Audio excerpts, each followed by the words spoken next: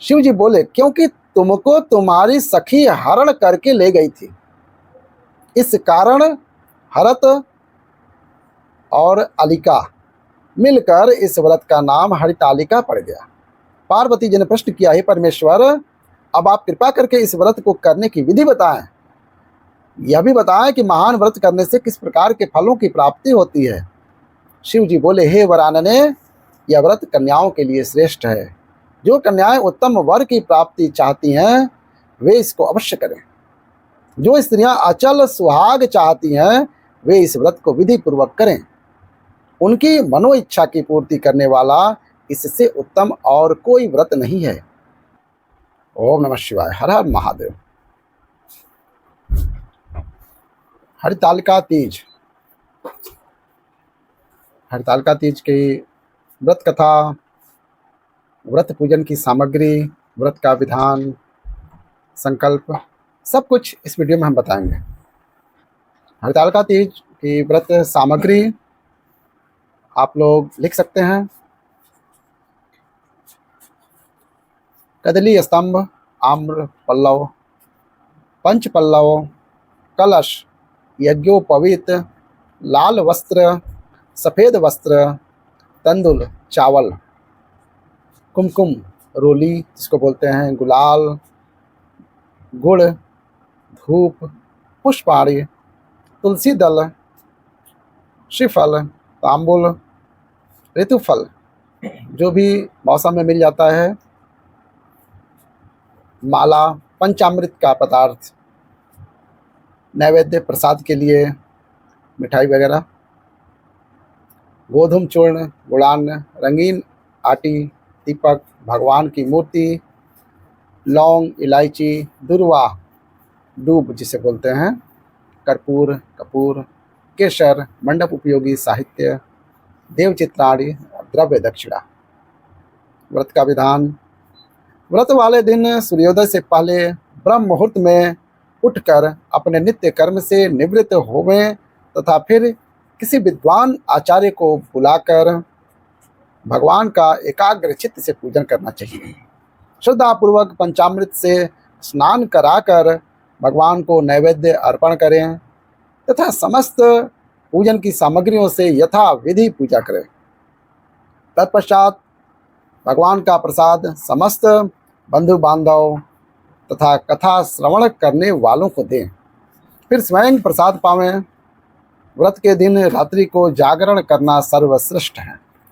इस प्रकार नियम पूर्वक व्रत तथा पूजा करने से सर्व सुख, आरोग्यता, समृद्धि, यश, धन, धान्य, संतान, वैभव तथा विजय की प्राप्ति होती है। अंत में सायुज्य, मोक्ष की प्राप्ति होती है। अथ संकल्प। संकल्प हम संस्कृत में पढ़ेंगे, आप उसे सुन सकते हैं। ओम अधोहत्यादिदेश कालो स्मृत वा सर्व पपक्षय पूर्वक सप्तजन्य राज्यार्थी सौभाग्य अवैधस्य पुत्रदौत्रादि वृद्धि प्रकल्प भोगांतर शिवलोक महत्व कामन्या सोपवास हरतालिका व्रत निमित्तक यथाशक्ति जागरण पूर्वक उमा महेश्वर पूजन महा करिष्यते। इति संकल्प। हरतालिका व्रत का विधान। व्रत करने वाला सूर्योदय के पहले उठे और भगवान शंकर का स्मरण करे, फिर नित्य कर्मों से निवृत्त होकर शिवालय में जाए जहाँ पूजन करना हो तथा कथा पढ़नी अथवा सुननी हो। यदि हो सके तो शिव मंदिर में शिव पार्वती पूजन के लिए केले के बंधनवार इत्यादि अनेक पुष्पमालाओं से सुसज्जित एक सुंदर मंडप तैयार कर लें। सुहाग चाहने वाली स्त्रियों को शंकर पार्वती की बालू रेत की प्रतिमा बनाकर उसे इस मंडप में स्थापित कर पूजा करनी चाहिए। पूजा में शिव पार्वती से संबंधित कोई भी स्तोत्र अथवा शिव चालीसा का पाठ कर सकते हैं। तत्पश्चात एकाग्र चित्त से कथा, जो व्रत की कथा है, उसको सुनते हैं अथवा पढ़ते हैं। कन्याएं इस व्रत को पति प्राप्ति के लिए किया करती हैं। यह व्रत भादो मास में शुक्ल पक्ष की तृतीया अर्थात तीज को किया जाता है। व्रत करने वाली को चाहिए कि वह एक दिन पहले ही अपने घर को झाड़ बुहार और लीप कर स्वच्छ कर लेवे। बीच आंगन में व्रत के लिए स्थान लीपें, चारों ओर केले के पत्ते खड़े कर मंडप बनावें, चौक लगावें, भगवान शिव और माता पार्वती की प्रतिमा स्थापित करें, कलश को यथा स्थान पर रखें, उसके सामने दीपक जलावें, चंदन अगर आदि सुगंध को जलाकर समस्त स्थान को सुगंधित करें। ब्रह्म मुहूर्त में बिस्तर को त्याग देना है। नित्य कर्म से निवृत्त हो रेशमी वस्त्रों को धारण करें। जहाँ तक हो गंगा जल से स्नान करें। यदि गंगा जी समीप न हो तो नदी में स्नान करें। नदी के अभाव में सरोवर में स्नान करना चाहिए। यदि इनमें से कोई समीप ना हो तो तारों की छांव में कुएं के जल से स्नान करें और रेशमी वस्त्र धारण करें।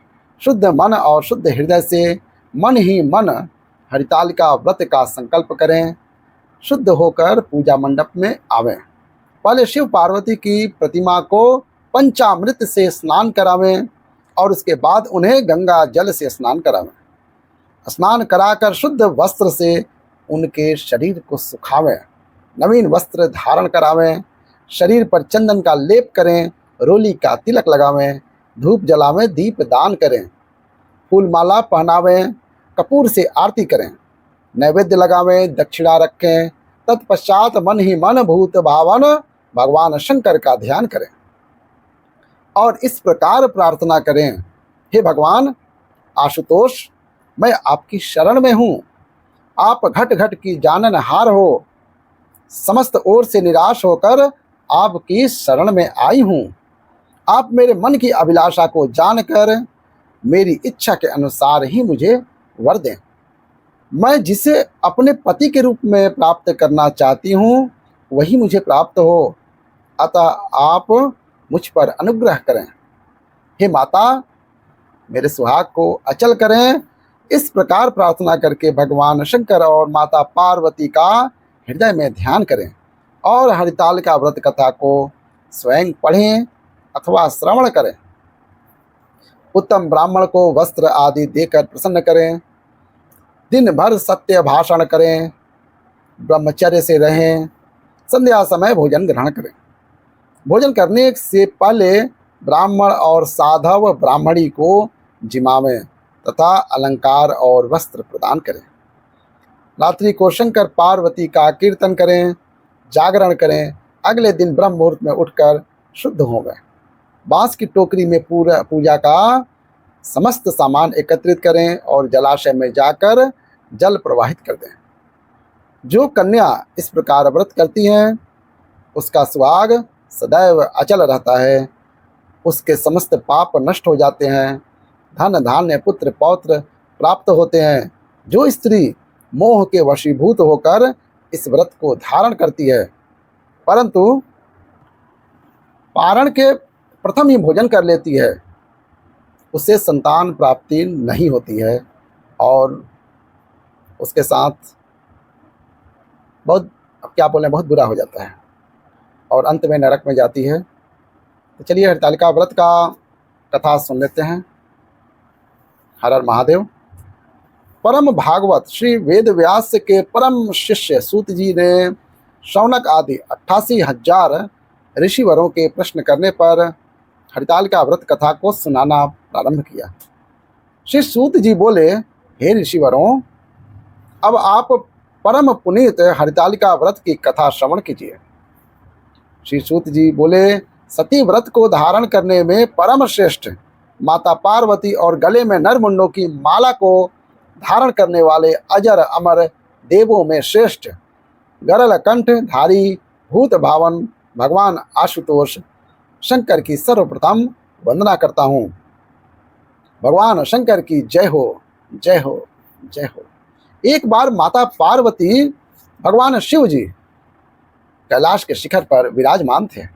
जिज्ञासा के वशीभूत होकर माता पार्वती ने महेश्वर से प्रश्न किया, हे देवाधिदेव, आप इस विश्व के नियंता हो, समस्त धर्मों के अधिष्ठाता हो और समस्त गुप्त भेदों को जानने वाले हो, आप मुझ पर अनुग्रह करके कृपया ऐसा गुप्त भेद मुझसे कहें जो समस्त व्रतों में श्रेष्ठ हो। उस व्रत का वर्णन करिए जो अल्प कर्म के ही द्वारा महान फलों को देने वाला हो। हे स्वामी, आप आदि मध्य अंत से रहित हैं। आप धर्म की स्थापना करने वाले हैं, इसलिए मैंने आपसे यह प्रश्न किया है। सो आप कृपया करके मेरी जिज्ञासा को शांत करें। भगवती पार्वती के इन वचनों को श्रवण करके आशुतोष भगवान शंकर जी बोले, हे प्रिय, तुमने आज मुझसे अति श्रेष्ठ प्रश्न किया है। हे देवी, तुम्हारी इस जिज्ञासा को शांत करने की इच्छा से ही मैं तुम्हें महान फल देने वाला अति गोपनीय व्रत कहता हूँ। यह व्रत वैसे तो पूर्णतया गुप्त रखने योग्य है, किंतु तुम्हारे इस प्रकार किए गए प्रश्न को सुनकर ही वर्णन करना पड़ रहा है। यह गोपनीय व्रत उसी प्रकार व्रतों में श्रेष्ठ है जिस प्रकार तारागणों में चंद्रमा, ग्रहों में सूर्य, चारों वर्णों में ब्राह्मण और समस्त देवताओं में विष्णु श्रेष्ठ हैं। इस प्रकार महान व्रत जो है, ये फलदायक जो व्रत है, उसका वर्णन भेद हमारे वेदों और स्मृतियों में है, अतः अति पुरातन और श्रेष्ठ हैं। इसी व्रत के प्रताप से तुम मेरी अर्धांगिनी हुई हो। हे वरोहे, यह व्रत भाद्र मास के शुक्ल पक्ष की तृतीया अथवा तीज को होता है। इस व्रत के करने से जीव के समस्त पापों का नाश हो जाता है। हे प्रिय, यह यही व्रत है जिससे तुमने मेरा वर्ण करने की इच्छा से हिमालय पर्वत पर किया था। आज तुम्हारे प्रश्न करने पर मैं तुम्हें उस व्रत को सुना रहा हूँ। इतनी कथा को श्रवण करने के पश्चात सुनैनी माता पार्वती ने आशुतोष भगवान शंकर जी से कहा, हे महेश्वर, आप कृपा करके इस व्रत का समस्त वृतांत मुझे सुनावें, साथ ही यह भी बतावें कि इस व्रत को मैंने क्यों किया था। अपने उस पूर्व व्रत के वृतांत को श्रवण करने की मेरी बलवती इच्छा है। भगवान शंकर जी बोले, हे सुनैने, आर्यावर्त में समस्त पर्वतों का स्वामी हिमाचल नामक श्रेष्ठ पर्वत है। उस पर्वतराज की शोभा अवर्णनीय है, उसका वर्णन नहीं कर सकते हैं। उसके चारों ओर अनेक प्रकार की भूमि है तथा वहाँ नाना प्रकार के वृक्ष सुशोभित हैं। वहाँ अनेक सरोवर हैं, अनेकों पर्वत कंदराएं हैं और उपत्यकाएं हैं। उस पर्वत पर विभिन्न प्रकार के पशु निवास करते हैं। वहाँ अनेकों गंधर्व, सिद्ध, चारण तथा यक्ष वास करते हैं। वे सब नाना प्रकार की किलोलें करते हैं और विभिन्न प्रकार के विलास रचाते फिरते हैं। उस पर्वतराज का मस्तक श्रेष्ठ मणियों, स्वर्ण, रत्न आदि से विभूषित है। उसकी मित्रता आकाश से है। यही कारण है कि वह आकाश को अपने हाथों अर्थात शिखरों पर साधे रहता है। हिम से पूर्ति करने वाली परम गंगा जी की धारा अपनी कल कल ध्वनि करती हुई उसकी उपत्यका में बहती रहती हैं। हे वरोहे, उसी श्रेष्ठ पर्वत पर तुमने 12 वर्ष तक नीचे की ओर मुख करके तपस्या की थी। उस समय तुमने समस्त भोजन त्याग दिए थे और केवल धूम्रपान ही किया था। फिर उसी पर्वत शिखर के ऊपर तुमने 64 वर्ष तक केवल सूखे पत्तों को खाकर तपस्या की। तुमने कठिन से कठिन तप किया था। माघ के शीत मास में तुमने ठंडे जल में बैठकर तप किया था। वैशाख की तपती हुई गर्मी में तुम आग के सामने बैठकर तप करती रही। श्रावण के परम पुनीत मास में तुम आहार को त्याग कर बाहर जल में बैठी रहती थी। हे देवी, तुम्हारी इस कठिन तपस्या को देखकर तुम्हारे पिता पर्वतराज हिमालय को चिंता हुई। वे मन में दुखी हो गए। मन ही मन उन्होंने तुम्हारे विवाह की चिंता की। उसी समय नारद जी वहां आ निकले। नारद ने भी तुम्हारी तपस्या को देखा। कन्या के दुख से दुखी हिमालय ने नारद जी का यथेष्ट सम्मान किया और तब बोले, हे देवर्षि, आप इस समय किधर जा रहे हैं? मैं अति भाग्यशाली हूँ जो आपने अपने पवित्र चरण कमलों से मेरे इस गृह को पवित्र कर दिया। हिमालय के उन दीन वचनों को श्रवण करके नारद जी बोले, हे पर्वतराज, इस समय मैं विष्णु लोक से आ रहा हूँ। भगवान विष्णु को तुम्हारी पुत्री के इस महान तप का पता लग गया है। इसी कारण उन्होंने मुझे तुम्हारे पास यह संदेश लेकर भेजा है कि तुम अपनी इस कन्या को श्रेष्ठ वर को ही देना। वैसे तो तुम स्वयं ही जानते हो कि अखिल विश्व में भगवान विष्णु के समान कोई नहीं है। ब्रह्मा और शिव भी उनके समान नहीं है। उन्होंने कहा कि मेरी सम्मति है कि आप पार्वती का विवाह विष्णु के साथ ही करें तो उत्तम रहेगा। हिमाचल ने कहा, हे मुने, यदि स्वयं भगवान विष्णु ही मेरी कन्या पार्वती का वरण करना चाहते हैं और इसी कारण उन्होंने आपको यहाँ भेजा है, तो इससे उत्तम और क्या बात हो सकती है। मैं भगवान विष्णु को ही अपनी कन्या दूंगा। हिमाचल के इन वचनों को श्रवण करके नारद जी आकाश मार्ग द्वारा चले गए। वे तुरंत ही पीताम्बरधारी, शंख चक्र गदा पद्म से विभूषित कमल नयन भगवान श्री विष्णु के सम्मुख जाकर बोले, हे देव, आपके विवाह की चर्चा मैंने हिमवान से जाकर की थी और उन्होंने पार्वती का विवाह आपके साथ करना तय कर लिया है। नारद जी की इस बात को सुनकर भगवान विष्णु मुस्कुराकर चुप रहे। उधर हिमाचल ने अपनी पुत्री के पास जाकर कहा, हे पुत्री, तेरा विवाह समस्त देवताओं में श्रेष्ठ विष्णु से करना निश्चित किया है। अब तुझे प्रसन्न हो जाना चाहिए। पिता के इन वचनों को सुनकर पार्वती मूर्छित होकर पृथ्वी पर गिर पड़ी। जब उन्हें चेत हुआ तो वह अपनी प्रिय सखी के घर चली गई। सखी ने जब पार्वती को इस प्रकार दुख से कातर देखा तो वह बोली, हे पार्वती, तेरा मन दुख से व्यथित क्यों हो रहा है? तू मुझसे अपने हृदय की दशा वर्णन कर, मैं अवश्य ही तेरा दुख दूर करने का उपाय करूंगी। सखी के इन शब्दों को श्रवण कर पार्वती ने कहा, हे सखी, मेरे पिता ने नारद जी से कहा है कि मेरा विवाह भगवान विष्णु से करने को तैयार है, किंतु वास्तविक बात यह है कि मैं शंकर भगवान को अपना पति मान चुकी हूँ। यदि पिताजी विष्णु से मेरा विवाह रचाना चाहेंगे तो मैं अपने धर्म की रक्षा करने की इच्छा से अपने शरीर को ही अवश्य त्याग दूंगी। पार्वती के इन वचनों को सुनकर सखी ने विचार किया और तब वह बोली, पार्वती, तू अपने हृदय में दुख मत कर। मैं तुझे ऐसी युक्ति बताती हूँ जिसके द्वारा तेरा विवाह निश्चय ही शंकर जी से होगा। तू मेरे साथ अपना घर त्याग कर वन को चल। मैं तुझे ऐसे गहन वन में ले चलूंगी जहां से तेरे पिता तुझे न पा सकेंगे। पार्वती जी ने अपने सखी की उस सलाह को मान लिया और तब वह उसके साथ एक भयानक जंगल में जा पहुंची। हिमाचल को जब यह पता चला कि पार्वती घर से गायब हो गई हैं तो उसने अपने मंत्रियों और सरदारों से सलाह ली। पार्वती की खोज में उसने चारों ओर दूत दौड़ा दिए, किंतु हिमाचल की समस्त चेष्टाएं बेकार हो गईं। पार्वती को वे लोग किसी भी प्रकार से ढूंढ कर न ला सके। तब शोकातुर होकर हिमाचल मूर्छित होकर पृथ्वी पर गिर पड़े। हिमाचल के साथियों ने किसी प्रकार उनको धीरज बंधाया। तब हिमाचल स्वयं पार्वती की खोज में निकल पड़े। वे वन वन भटकते लगे, उनको तन बदन की सुध ना रही। वे पार्वती की खोज करते हुए वनों में घूमने लगे। उधर पार्वती घर से निकलकर अपनी सखी के साथ एक बड़ी नदी के तट पर पहुंची। इसी नदी के तट पर आगे जाकर उन्होंने एक विशाल वन देखा। यह वन अधिक घना और भयानक था। नाना प्रकार के हिंसक पशु उस वन में वास करते थे। इसी वन में एक गुफा थी। पार्वती ने अपनी सखी के साथ उस गुफा में रहना प्रारंभ किया।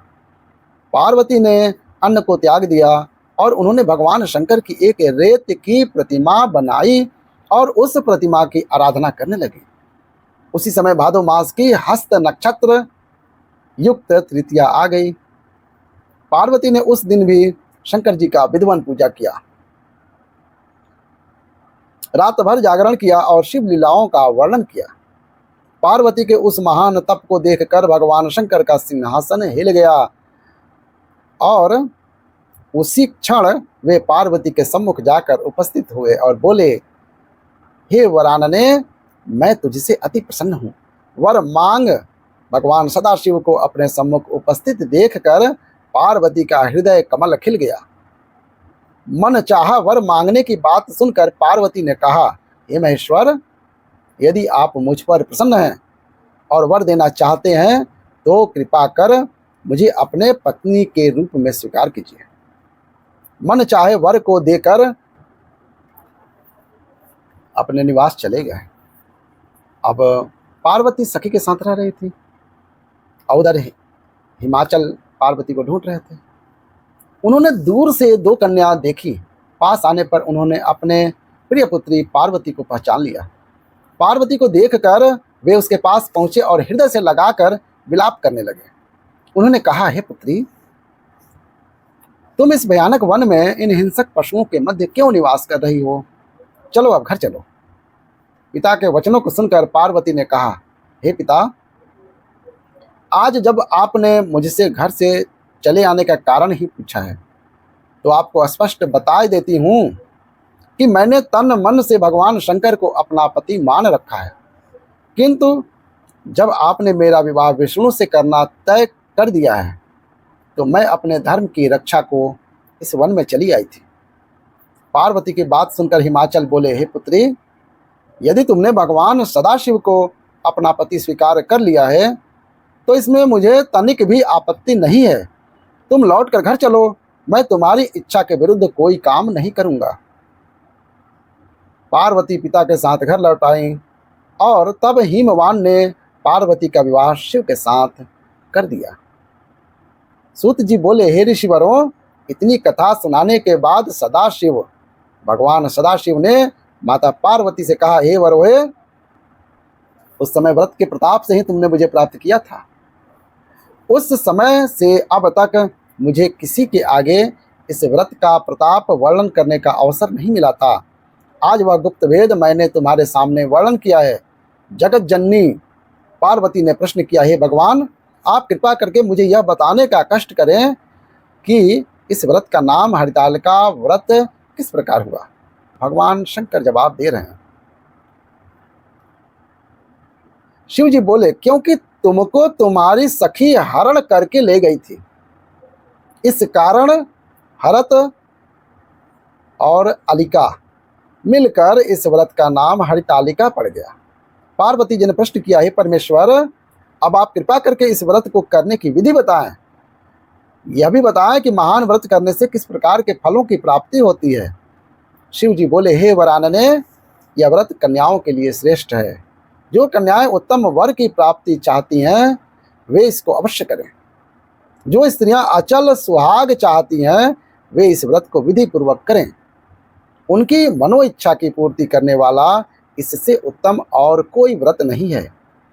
केले के खंभों का मंडप बनावें, उस मंडप में शिव और पार्वती की प्रतिमाओं की स्थापना करें।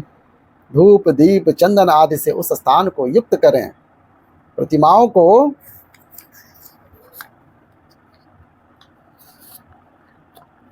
हृदय से पूजन करें। यह व्रत बहुत ही फलदायी व्रत है। इस व्रत की यही कथा थी। इसके बाद शिव की आरती आप करेंगे। बस व्रत का यही समापन करते हैं और कथा समाप्त हुई। एक बार कमेंट में हर हर महादेव जरूर लिखिएगा। नमः पार्वती पतये हर हर महादेव, हर हर महादेव।